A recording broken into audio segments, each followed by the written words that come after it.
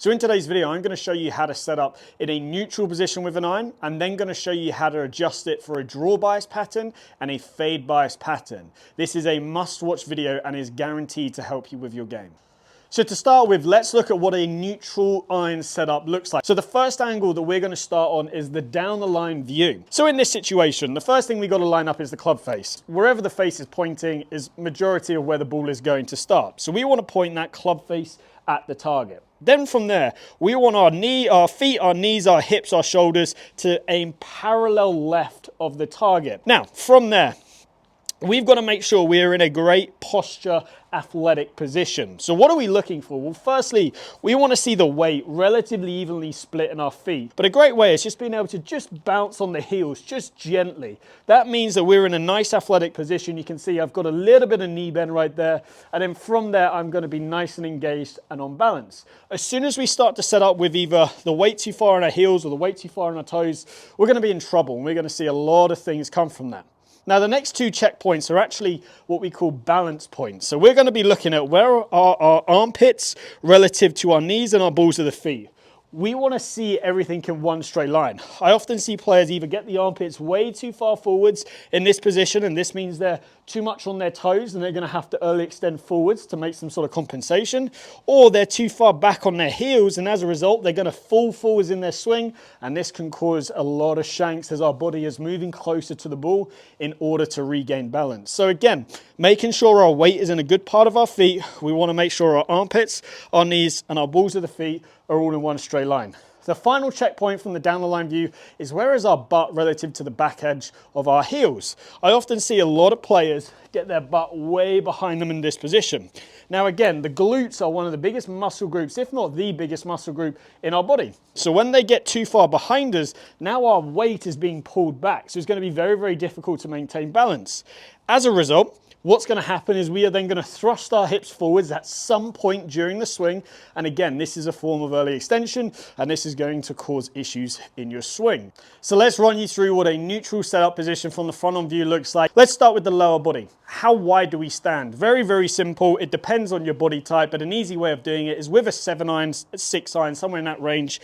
Edges of the shoulders are going to line up with the center of our ankles. This means we can now support our mass and we can rotate freely, but still shift our weight at the same time. Next is feet. Where do we want to position our feet? I see a lot of people set up with their feet dead square.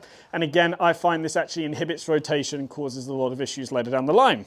So with the front foot, I 100% want to see you flare that front foot out. If you imagine a clock face in front of me, I've got 12 o'clock there, 11 o'clock, 10 o'clock. We're going to be at about 10:30 to 11 o'clock. Now, why is this? Well, this is going to help us shift our weight, but also rotate freely on the way through. The trail foot's a little bit more up for debate. I see a lot of players be successful with the foot square. I also see players be successful with the foot slightly flared. Personal preference, it depends on how much mobility you have in your right side. If you have a lot of mobility, you can keep that foot square. If you have less mobility, maybe you've got an injury or some knee pains or hip pains, you can flare that foot out. That's just going to help you free up some rotation. But again, this side's more personal preference, but again, the lead foot, 100%, I would like to see some flare at least to help us promote a good weight transfer from that position. Now, in terms of weight, we tend to find the best players in the world have a little bit more weight on their left side. So it's going to be a little bit more 55 to 60% of their weight on their lead foot. In terms of moving up the body now, we're going to see the pelvis relatively in the middle of the feet with a slight bit of tilt away from the target. Now, keeping ball position very, very simple. Ball wants to be positioned somewhere underneath the left eye, left ear. If we think about the anatomy of the body, we are going to hit roughly the ground underneath our left armpit.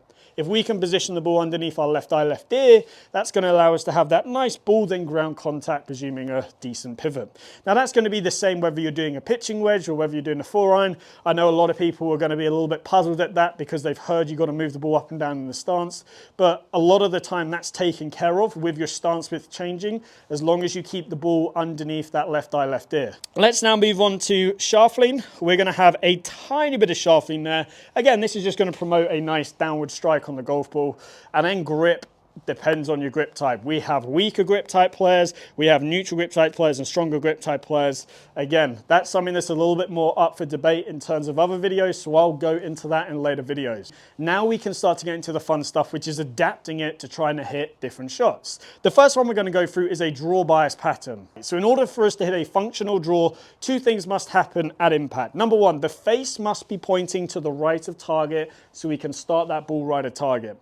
Number two, in order to get that ball starting right and then drawing back, we have to have the path even further to the right than the face. So the first change we are going to make from the front on view is we are going to knock the ball position back half a golf ball to a golf ball in the stance. Now, why are we doing this? Well, this is going to allow us to hit the ball earlier on in the arc, which is naturally going to allow us to have our path go more to the right, and it's also naturally going to allow us to have that face a little bit more open to the target. Now, from there, we're also going to add in a little bit more shaft lean. So a great reference guide for players that want to draw it is you want to see the left arm and the club in one straight line at address. Now, why is this? Well, shaft lean plays a huge role on where the face is pointing. The more shaft lean we have, the more the face is naturally going to want to orientate itself open. So when you do this, allow that face to naturally point to the right when you add that shaft lean. The final change we're going to do is focusing on what is going to help us change our path, which is focusing on the shoulders. I then want you to feel like your right arm is just a little bit lower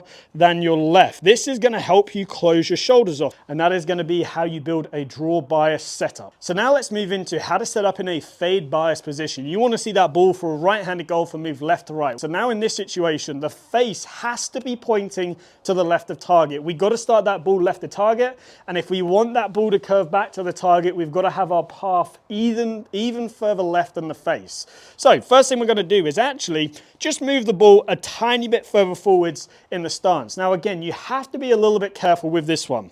Reason being is the more we move the ball further forwards, the harder it is to make sure we get that ball then ground contact. This is partly why with a driver we have the ball right forwards underneath our left armpit. So move the ball forwards for sure, but don't go too crazy with it. Just sort of keep it in moderation. But I do like to have that golf ball just a fraction further forwards of standard, so it might be just a little bit outside my left ear in this situation. Now from there, as we were saying with the draw, the more we put the hands forwards, the more it's going to open it.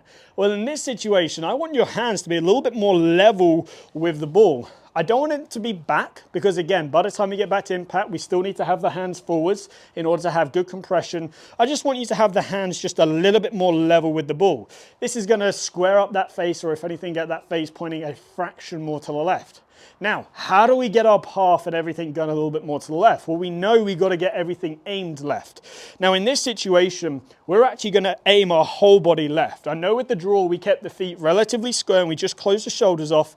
But with a fade, it's very hard to open the shoulders whilst maintaining some tilt. It's a little bit awkward to do, so it's easier just to shift our whole body left. But understand the reason why we're shifting our feet is to help us move our shoulders, because our shoulders affect the path far more than our feet. So what we're going to do is just open our whole body up slightly, allow the shoulders to go with the feet. Now in this position, I've got my hands relatively level, and then from there, that face is pointing just left to target, and then I can swing down my body line. I often see a lot of people when they try and hit a fade, they open their feet up, but they keep their shoulders actually relatively square, and then they just hit a straight shot. So you've got to allow those shoulders to open up as you do that. That's then going to allow you to have a little bit more of an out to in path. And then from there, as long as that face is pointing to the right of the path and left of the target, we are going to see that ball fade back to the right. If you have any questions about today's video, then please, like always, ask away in the comments down below. I try and answer every single comment. If you also have some video requests, drop them down below. And if you've liked today's video, then please give it a like